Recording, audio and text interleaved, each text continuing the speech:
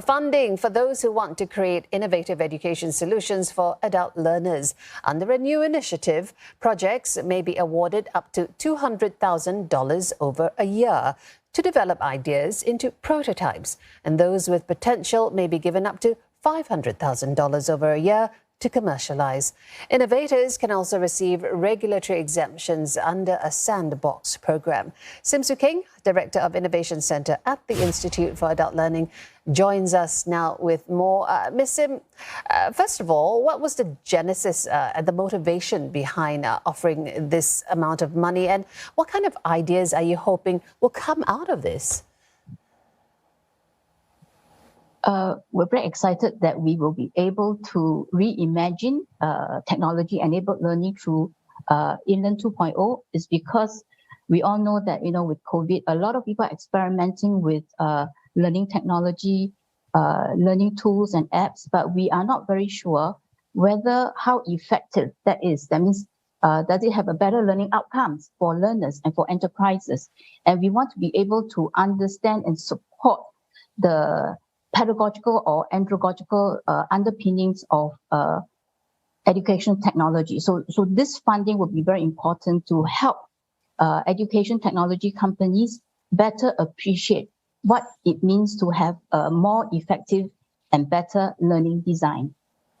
So you have a couple of goals here. You want some good prototypes to come out of this, and if you could give us an idea of what a good prototype would be. And secondly, you want to take it to the next level, commercialize, those with potential. So do you think 200 to 500,000 is enough to achieve this? I would say it is pretty much enough, in the sense that we are trying to, while we are supporting the development, we would also want to be able to bring in learning partners to trial and pilot at the same time. So while you are developing, you are getting feedback from your potential customers and potential consumers in the future.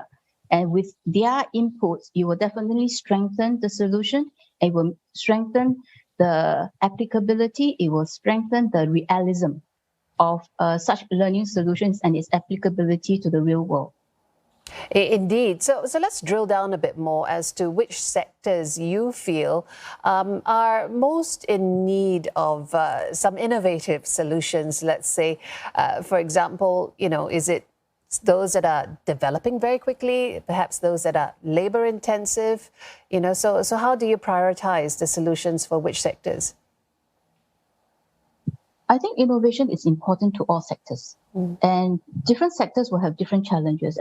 I think that's why we, for Inlearn 2.0, we developed 4 rather broad focal areas, right? One is about uptake of better online blended learning. So if you are in a sector that has less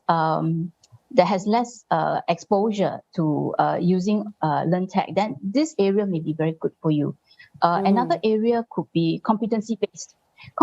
Because we like to tighten the nexus between learning and outcomes, whether it's employment, it's workplace performance. So we want to encourage those who are in the competency-based learning environment to trial tech solutions that can help them measure better learning outcomes. If they have to use a learning technology, what does that mean to their competency-based training program, for example?